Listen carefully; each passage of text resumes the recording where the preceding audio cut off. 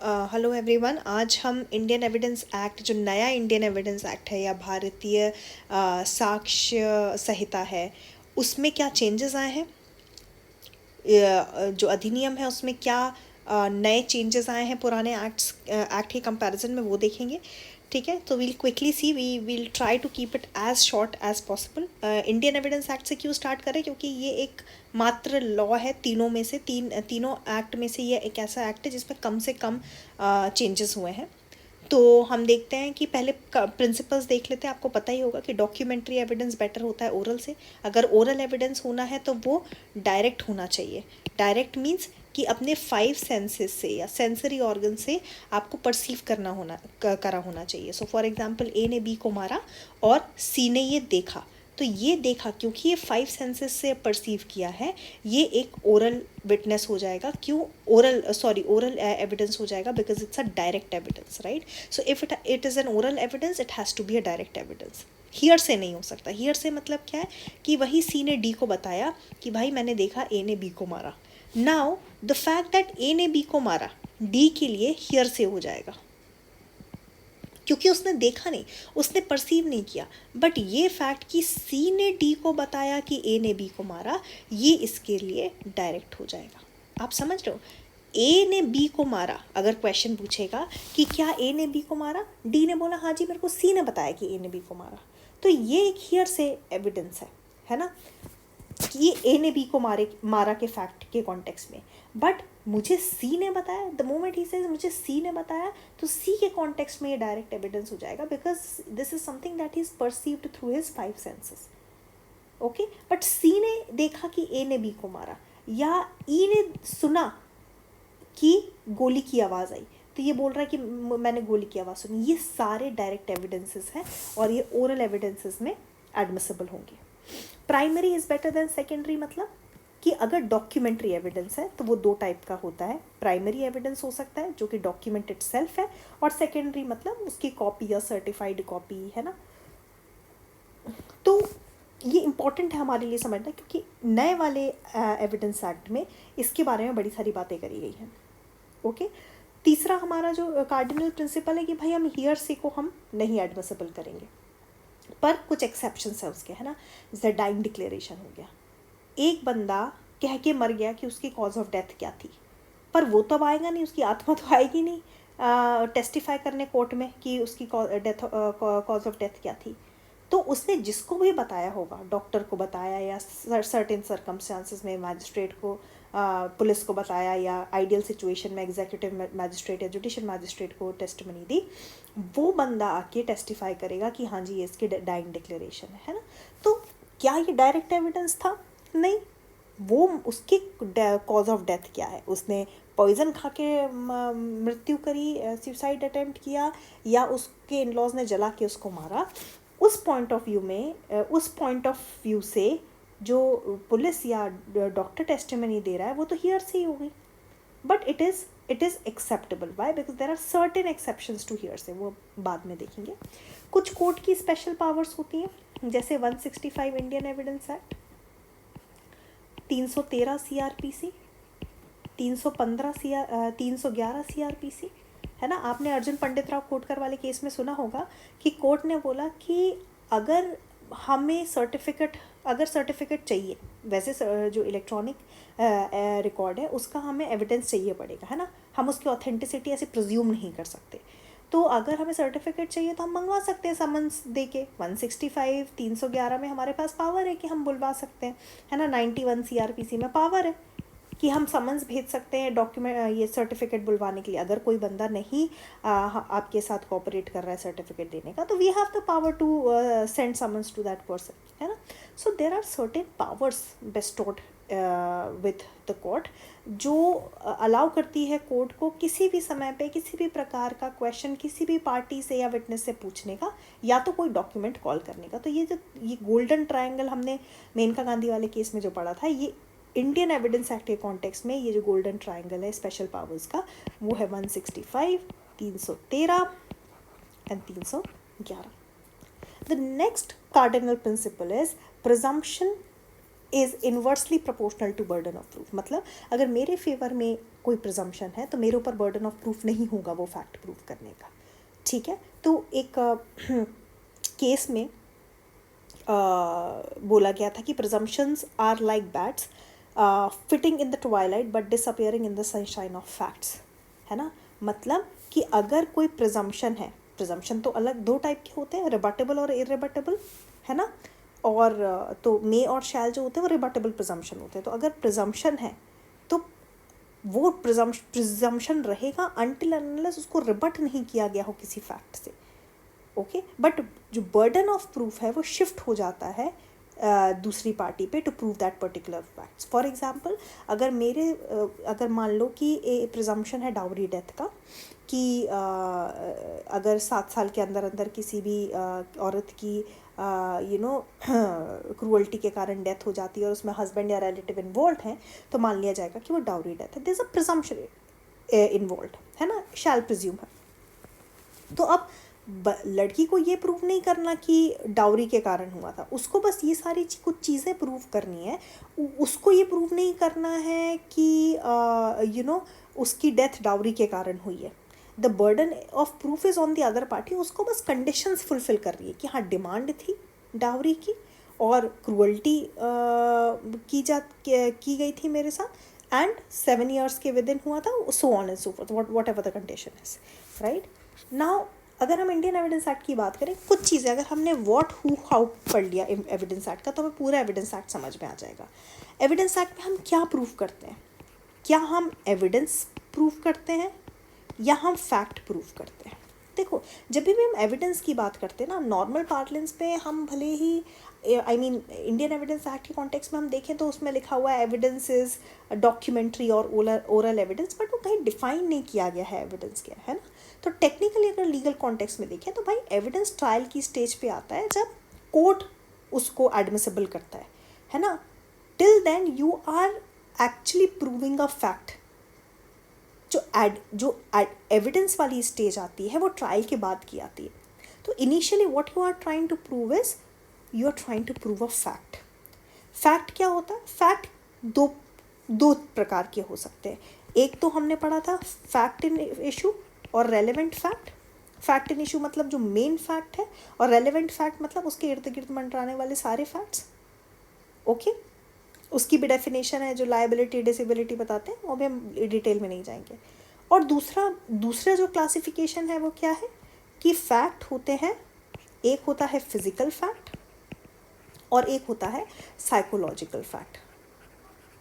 मतलब physical fact मतलब कोई भी चीज़ या स्टेट ऑफ थिंग्स मैं आपको पढ़ा रही हूँ, आप सुन रहे हो, आपने ये वीडियो बाद में देखा है ना, या आप और मैं एक रिलेशन में है, I am your professor, you are my students, whatever, this is a particular physical fact जो टैंजिबल है। एक साइकोलॉजिकल फैक्ट ये होता है कि कोई भी मेंटल, अब कई लोग नहीं समझते साइकोलॉजिकल फैक्ट एक फैक्ट है। क्यों? अगर हमने फैक्ट को साइकोलॉजिकल फैक्ट नहीं बोला तो फिर हम मेंस रे प्रूव नहीं कर पाएंगे, क्योंकि हम कोर्ट में कोई भी ऐसी चीज़ प्रूव नहीं कर सकते जो फैक्ट नहीं है। सो if I say that fact is only a physical fact, that means we can only prove actus reus, mens rea हम प्रूव ही नहीं कर पाएंगे, है ना। तो any mental condition of which person is conscious, हम सपने में तो बहुत लोगों की हत्या करते हैं, right, but that is not a punishable offence and for that we don't even have to prove anything in the court. क्यों? क्योंकि उस कंडीशन को लेकर हम कॉन्शियस नहीं है।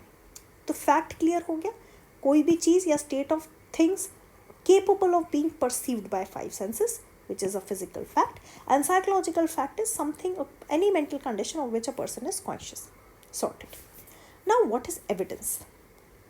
ठीक है, अब एविडेंस में बोला गया था पहले all statements which the court permits. अब यहाँ पे उन्होंने लिख दिया all statements including statements given electronically which the court permits. कहने का मतलब ये है कि अगर वीडियो कॉन्फ्रेंसिंग में हुआ है और आप स्टेटमेंट दे रहे हो तो वो डॉक्यूमेंट्री एविडेंस नहीं कहलाएगा, वो ओरल एविडेंस ही कहलाएगा, ठीक है। अगर रियल टाइम कॉन्वर्सेशन हो रही है और वीडियो कॉन्फ्रेंसिंग में, और जैसे कोविड के टाइम पे होता था।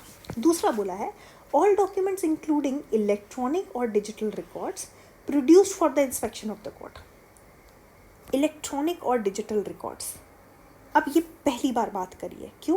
क्योंकि इलेक्ट्रॉनिक रिकॉर्ड को ना तो पहले डिफ़ाइन किया गया था, ये एविडेंस में इन्होंने मतलब पहले भी बोला गया था, बट जब आप डॉक्यूमेंट की डेफिनेशन पढ़ोगे तो इलेक्ट्रॉनिक रिकॉर्ड या डिजिटल रिकॉर्ड का कभी मेंशन नहीं था। हम 21 टी ऑफ IT एक्ट पढ़ते थे, है ना?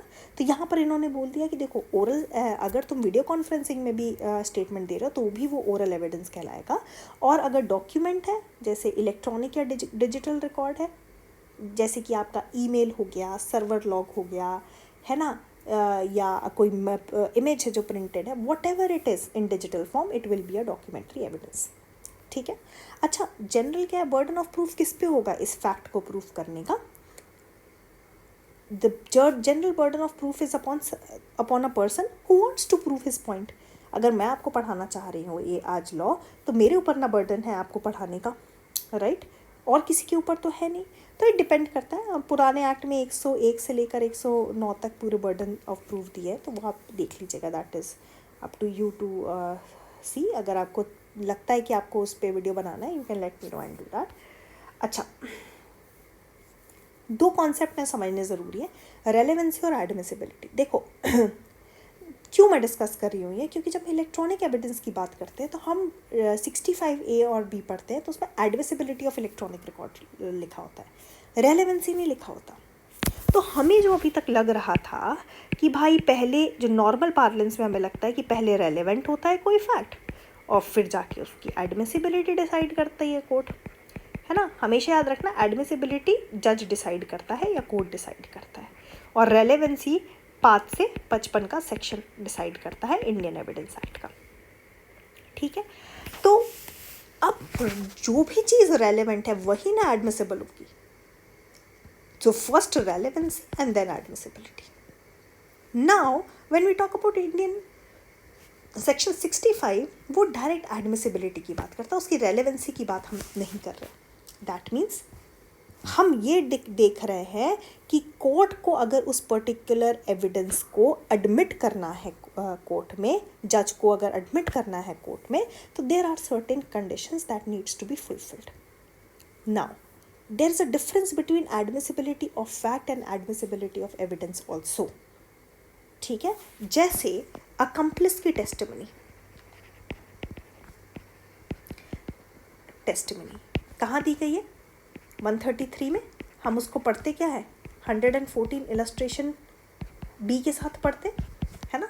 क्या बोलता है? कोई भी बंदा जो समझ पा रहा है कि कौन से क्वेश्चंस रखे गए उसके पास सामने, और he is able to understand the nature of the question, he is a good he is a good witness, 118 बोलता है, और accomplice is a good witness as well. But 114 illustration भी बोलता है कि भाई थोड़ा सा प्रूडेंस रिक्वायर करता है कि तुम थोड़ा उस पर ज़्यादा ट्रस्ट मत करो, because he is not that trustworthy. Now accomplice's testimony, is it admissible? Yes. Is it an admissible fact? Yes. But is it an admissible evidence? That will be decided by the court, है ना? Court बोलेगा नहीं नहीं यार, मैं अपना judicial prudence वो involve करना चाहता हूँ यहाँ पे, और मैं देखना चाहता हूँ कि क्या ये सोल टेस्टिमनी है, मैं वो corroboration चाहता हूँ। Okay, so admissibility of fact need not to get converted into admissibility of evidence। ठीक है। अच्छा, रेलेवेंसी भी दो टाइप की होती है, लॉजिकल रेलेवेंसी और लीगल रेलेवेंसी। लीगल रेलेवेंसी मतलब जो 5 से 55 में दिया हुआ है, लॉजिकल रेलेवेंसी जो ह्यूमन माइंड को लॉजिकल लगे। अब कुछ केसेस में हो सकता है पुलिस को दिया हुआ बयान बड़ा लॉजिकल लगता है कि भाई पुलिस तो बड़ी अथॉरिटी है कि नहीं है, उसको अगर बयान दिया है तो लॉजिकल ही होगा, है कि नहीं? तो टेक्निकली वो रेलेवेंट होना चाहिए। लीगल रेलेवेंसी ये बोलती है कि हमें नहीं पता लॉजिकल रेलेवेंसी क्या है, जो भी चीज़ 5 से 55 के बीच में फॉल हो रही है, ठीक है, that is relevant. Conduct relevant हो गया, आपका क्या कहते हैं मोटिव रेलेवेंट हो गया, आपका कोई भी ऐसी चीज़ जो रिलेशन इस्टेब्लिश कर रही है वो रेलेवेंट हो गया, एक्सपर्ट ओपिनियन रेलेवेंट हो, blah blah blah, so on and so forth. Confession, admission, ये आपका confession given to a police officer, statement, discovery statement, सारी चीज़ें रेलेवेंट है, ठीक है। और सेक्शन 11 डाल दिया, फैक्ट्स नॉट अदरवाइज रेलेवेंट। अब एक बात बताओ मुझे, ये बताना कि ए ने बी को मारा, ठीक है, दिल्ली में। अब सी अक्यूज्ड है। सी बोल रहा है कि मेरे घर में शादी थी, ठीक है, और मैं बनारस गया हुआ था। अब अगर तुम डायरेक्टली देखो तो ये चीज़ क्या रेलेवेंट है कि उसके घर में शादी थी बनारस? भाई हमें क्या करना, तुम ये बताओ ना, ए का जब खून हुआ या बी का जब खून हुआ तो तुम वहाँ क्या कर रहे थे? But there are certain facts जो इस पर्टिकुलर फैक्ट इन इशू की हैपनिंग को बहुत ही ज़्यादा हाईली प्रोबेबल या इनप्रोबेबल बना दें, है ना। तो वो सारी चीज़ें 11 में कवर हो गई हैं। तो लॉजिकल रेलेवेंसी और लीगल रेलेवेंसी, जो लीगल रेलेवेंसी है उसने ये कोशिश करी है कि लॉजिकल रेलेवेंसी को भी इनकलकेट कर ले। जैसे हम बोलते हैं कि पुलिस को दिया हुआ बयान जो है वो एडमिसिबल नहीं है। क्यों एडमिसिबल नहीं है? क्योंकि जब पुलिस होती है, अगर हम सोसाइटी के लेवल पे देखें तो there is an implied fear, है ना, there is an implied fear कि भाई पुलिस की कस्टडी में है तो ये फोर्स किया ही होगा। अगर अब मैं आपको एक और चीज़ बता दूं, ये थोड़ा आउट ऑफ कॉन्टेक्स्ट है, बट जो लोग आप लोग पढ़ चुके हैं एविडेंस, आपको पता होगा कि पहले NDPS एक्ट के जो पुलिस ऑफिसर्स थे उनको दिया हुआ बयान एडमिसिबल होता था क्योंकि वो सेक्शन 25 के परव्यू में नहीं आते थे। बट नाउ आफ्टर तूफान Singh versus state of Tamil Nadu 2021 supreme court या 2022 है, एक बार आप देख लीजिएगा, इसमें बोला गया कि NDPS एक्ट के जो पुलिस ऑफिसर है वो भी सेक्शन 25 में आते हैं। दैट मीन्स व्हाट, कि उनको दिया हुआ confession is also not admissible. Okay, now the third concept that I want to discuss is marshalling and appreciation. ये MPJS के लिए जो लोग प्रिपेयर कर रहे हैं उनके लिए ज़्यादा इंपॉर्टेंट है। क्या होता है मार्शलिंग एंड अप्रिसिएशन? आप चाहो तो इस पे मैं एक अलग वीडियो बना दूँ। मार्शलिंग मतलब होता है सारी चीज़ें इकट्ठा करना एक पॉइंट पे। मान लीजिए, इसको ऐसे समझते हैं कि A ने B को मारा, ठीक है, अब A जो है B को मारा, अब नाउ B इज़ इंजर्ड, ठीक है, वो लंगड़ाते गया, अपने दोस्त को बताया उसने कि भाई मेरे साथ ऐसा हो गया। तो उसने बोला चल भाई पुलिस स्टेशन चलते हैं। पुलिस स्टेशन गया, FIR दर्ज कराई। पुलिस वाले ने FIR दर्ज करने के बाद उसको बोला भाई तेरे को तो बहुत इंजरी हो रखी है, तू D के पास जा जो कि डॉक्टर है ना। डॉक्टर ने MLC रिपोर्ट तैयार करी और बोला भाई फ्रैक्चर है, ठीक है। ये सारी चीज़ें। अब मार्शलिंग मतलब क्या होगा कि ये जो है कंप्लेनेंट है ना, B ने FIR करी ना, तो B का स्टेटमेंट था कि साहब मैं तो रास्ते से जा रहा था, भेलपूरी खा रहा था, पर ये आया बंदा A और उसने मुझे मार दिया, ठीक है। ये इसका स्टेटमेंट हो गया। और फिर जब इसने मेरे को मारा तो मैंने C को बताया, C और मैं गए पुलिस वाले के पास अराउंड 8 बजे, हमने FIR दर्ज कराई, फिर मुझे डॉक्टर के पास भेज दिया गया। ये उसका स्टेटमेंट है।